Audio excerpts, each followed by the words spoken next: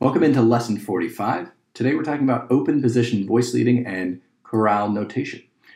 So as we've discussed earlier, we can see that we have a bass chord theory that was in lesson 43, where the root of the chord, the lowest sounding pitch, is in the bass clef, the bottom note, and the top three voices of the chord, or the complete chord, is voiced in the treble clef.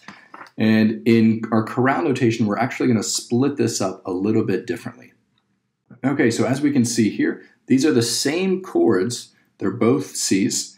One is notated in a single bass note with the chord in the treble clef or in the right hand, and the second is voiced with two notes in each staff. So you would see this in a choir. If we think about this in any of our choral pieces we sing, this would be considered a bass, tenor, alto, and then soprano on top. And the way the stems go, for the bass, the stems always go down. Tenors, stems always go up. Same with the altos, down, and sopranos up. So we can think about these four notes as the bass, the tenor, the alto, and the soprano. And the bass and the alto notes, even though they're in different clefs, their stems are always going down.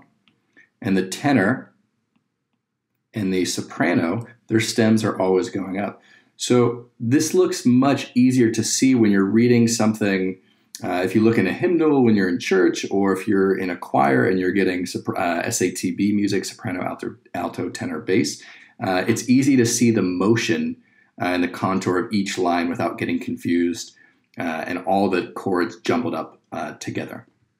Okay, so as we can see here, we have our regular notation, and these chords are going to be a G, an A minor, a D, and then back to a G. Now, we're going to voice these in our chorale notation.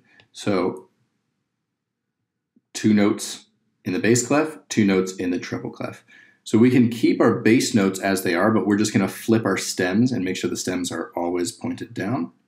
So G to A to D, and we'll keep our G here as a whole note.